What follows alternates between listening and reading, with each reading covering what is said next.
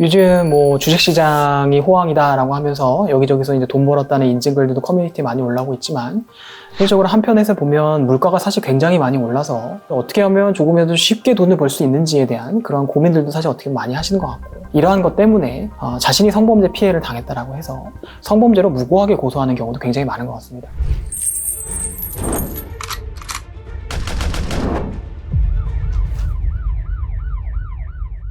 이번 영상에서 말씀드리는 거는 합의금을 받아내기 위해서 성범죄 피해를 당했다라고 주장하는 그런 분들을 말씀드리는 건데요. 이러한 어떤 사회적 분위기가 만들어진 것들의 여러 가지 이유를 저도 한번 생각해 봤는데, 첫 번째는 법원과 그런 수사기관의 어떤 그런 태도입니다.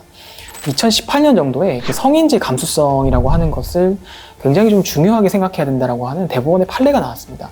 쉽게 얘기하면 이 성범죄라고 하는 것은 가해자가 피해자가 내밀한 공간에서 있었던 사건을 다루는 것이기 때문에 입증할 만한 증거가 그렇게 뚜렷하게 있지 않은 상황에서 성범죄 피해자의 구체적이고 일관적인 진술의 신빙성을 마냥 쉽게 배척해서는 안 된다. 성인지 감수성이라고 하는 것을 바탕으로 조심스럽게 접근을 해서 판단해야 된다라고 하는 그런 대부분의 판결이 나오면서 피해자의 주장이라고 하는 것을 굉장히 신뢰감 있게 받아들이는 그런 태도들이 만들어졌습니다. 대법원의 어떤 그런 판단이 나오다 보니까 수사기관에서도 이러한 어떤 그런 기조를 무시하기가 어렵게 됐거든요. 이렇다 보니 가해자라고 지목받은 사람 입장에서는 이것을 배척하는 것에 굉장히 큰 스트레스와 힘든 상황을 거칠 수밖에 없는 것이거든요. 그렇기 때문에 무고라고 하는 것을 해도 먹힐 수가 있다라고 하는 그러한 인식들이 굉장히 팽배해질 것 같습니다. 더 나아가서 무고라고 하는 것은 처벌하는 것이 굉장히 어렵다라고 하는 하나의 그런 법원에서의 태도도 무고하게 고소를 양산하는 그러한 그 기조가 되는 것 같기도 한데요. 내가 어떤 고소를 당한 입장에서 무혐의를 받았다고 했을 때 이것이 바로 무고가 성립되는 것은 전혀 아닙니다.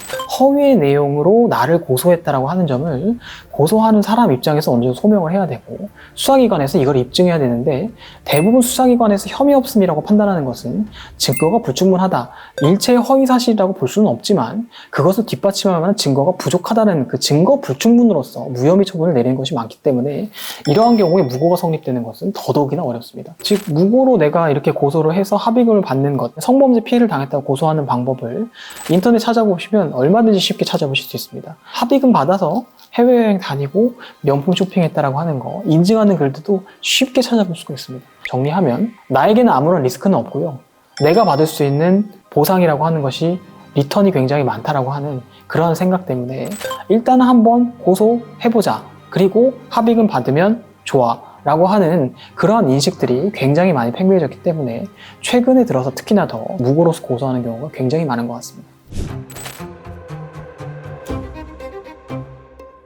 절대로 혼자서 성급하게 대처하지 마시라는 말씀을 드리고 싶습니다. 고소 전에 합의를 유도하는 경우가 많고요, 고소를 했다라고 하면서 합의를 유도하는 경우가 많은데요, 이러한 연락을 만약에 받게 되면 빨리 이거를 뭔가를 무마시킬 수 있을 거라는 그런 생각을 하면서 최대한 빠르게 합의를 해서 이것이 사건화가 되지 않거나 사건 초기에서 종료되기를 그러한 바라는 마음이 굉장히 큽니다. 근데 이런 식으로 내가 대응을 하다 보면 대화를 하는 과정에서 실수를 할 수밖에 없습니다. 그렇기 때문에 혼자서 대응하시는 것, 특히나 성급하게 빠른 시간 내에 혼자서 대응하시려 하는 것은 일단은 최대한 지양해야 된다. 자, 그 다음에 두 번째는 관련되어 있는 증거를 최대한 빠르고 그리고 최대한 많이 확보하는 겁니다. 대화 내용 같은 걸 최대한 확보하시고, 방문했던 장소, CCTV 같은 것도 최대한 확보하시고, 주변인들의 진술을 최대한 확보하는 거, 이것이 일단은 여러분들께서 해야 되는 급선무적인 어떤 그런 업무라고 생각을 하시면 될 것 같고요.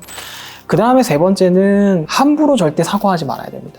수사기관 입장에서는 당신이 잘못한 게 없는데 왜 미안하다고 얘기했습니까? 라고 하는 반문을 할 수밖에 없고, 실제로 이것이 판결문에도 쓰이는 경우도 굉장히 많습니다. 그렇기 때문에 절대로 사과를 함부로 하는 거는 절대 맞지 않다라고 하는 걸 꼭 드리고 싶고요.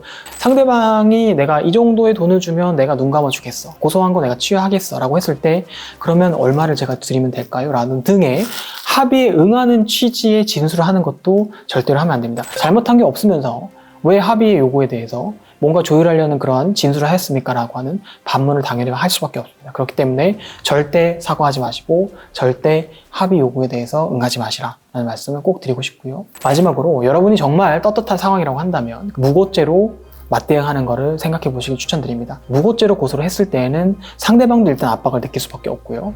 그 다음에 수사기관 입장에서도 이 피의자가 굉장히 떳떳하다 그런 생각을 하면서 본인이 진행하고 있는 수사에 어떻게 보면 영향을 미칠 수밖에 없는 것이거든요. 그렇기 때문에 무고죄로 맞대응하는 것도 한번 고려해 보시라 이런 말씀을 드리고 싶습니다. 이런 것을 해결하기 위해서 저와 같은 그런 변호인을 찾는다든지 아니면 그런 방법을 강구한다고 한다면 거기에 들어가는 비용이라든지 또는 시간이라든지 스트레스는 이루 말할 수 없을 정도로 굉장히 클 수밖에 없습니다. 게다가 이러한 내용들이 가족에게 알려진다든지 배우자한테 알려진다고 한다면 가정이라고 하는 것에 있어서도 굉장히 큰 위기가 닥칠 수밖에 없는 것이고요. 직장에 알려지기라고 한다면 행실이 그렇기 때문에 이러한 것들이 있었던 거 아니야 라고 하는 그러한 뭔가의 나의 뒤에서의 그런 분위기도 만들어질 수 있기 때문에 일단은 그것 자체만으로도 나의 생활이라고 하는 것은 굉장히 크게 흔들릴 수밖에 없는 상황이다. 여러분들 인생에 있어서 한 번 있을까 말까한 그런 사건입니다. 그렇기 때문에 혼자서 대응하지 마시고요. 주변에 유능하다고 하는 그런 변호사님들을 수소문하셔서 변호인의 도움을 꼭 받으시기를 추천을 드립니다. 저희 쪽으로 연락을 주셔도 좋으니까요. 항상 편하게 여러분들께서 궁금하신 부분이 있으시면 연락이나 댓글을 남기셔도 좋습니다. 오늘 영상이 여러분들께 도움이 되셨다면 구독과 좋아요를 남겨주시고요. 댓글까지 남겨주시면 더 감사드리겠습니다. 감사합니다.